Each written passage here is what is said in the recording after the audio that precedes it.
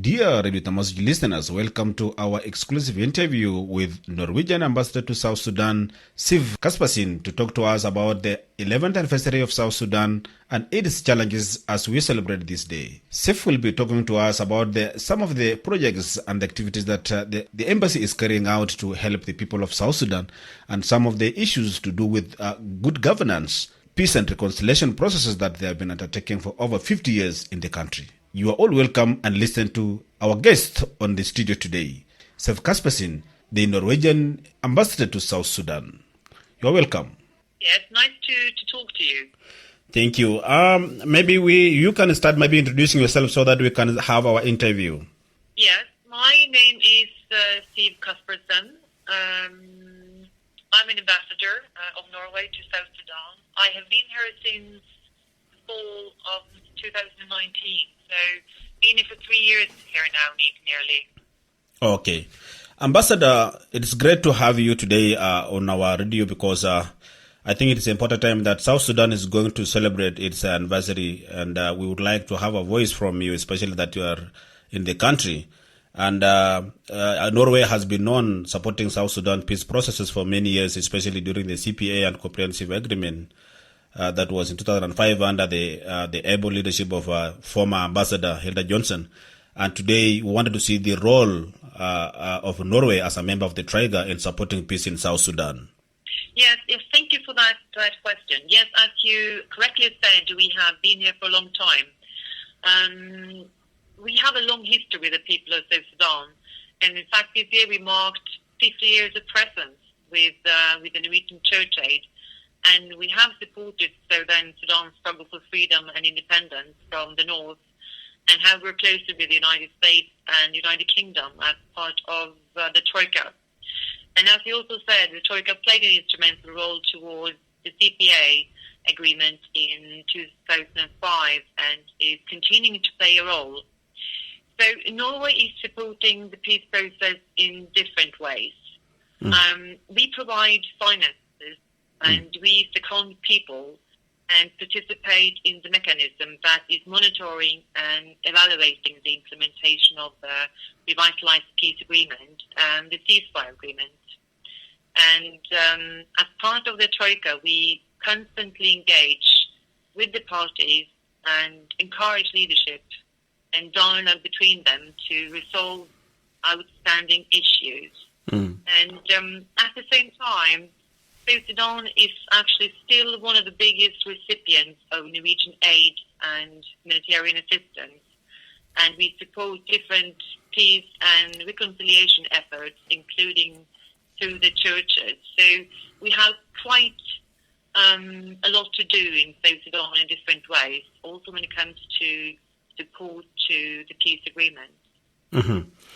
Ambassador, 9th July, South Sudan will be celebrating its anniversary amid its political, economic and social challenges. In your own view, is there hope for the lasting peace in South Sudan? And what is required of the South Sudanese leaders as for now? I think we cannot lose hope for lasting peace. People deserve peace. People deserve a better life and a more prosperous future. And that was the promise the freedom fighters gave, and they must commit to that promise. What is required is for the leaders to demonstrate political will to implement the peace agreement.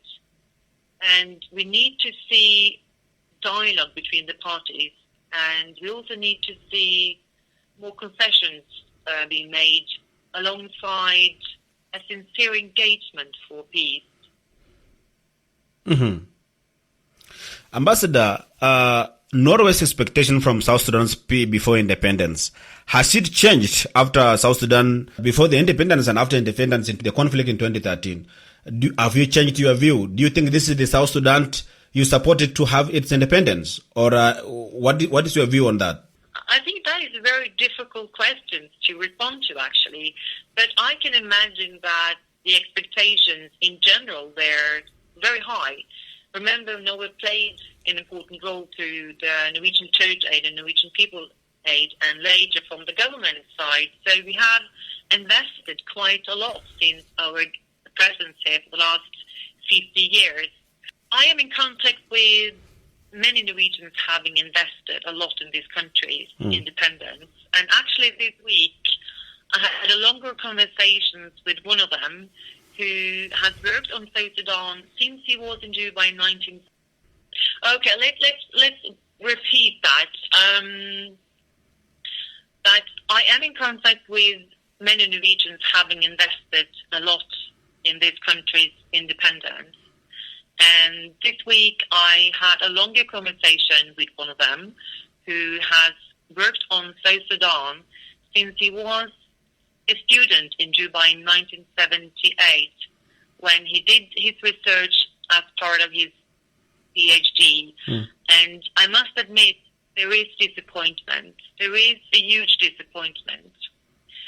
And as the President correctly said at the 10th Independence Day last year, this is a lost decade, and that is indeed very sad because this country has a huge potential. It is rich in different ways, not only on oil. And unfortunately, there is very little progress on the implementation of the peace agreement and also very little evidence of political will. But of course, it's not too late to turn the page to demonstrate what is constantly being said, that the country will not return to war, that people are concerned, and I think it's important for the leaders to really start listening to its people. Ambassador, South Sudan is only 6 months less to election. What is the role of Norway and its international partners to ensure that South Sudan holds a peaceful election? Well, we haven't seen any preparation for elections yet, and we haven't seen any announcement of any kind from the Artigono side on a commitment to elections and what the government is actually doing to prepare for elections.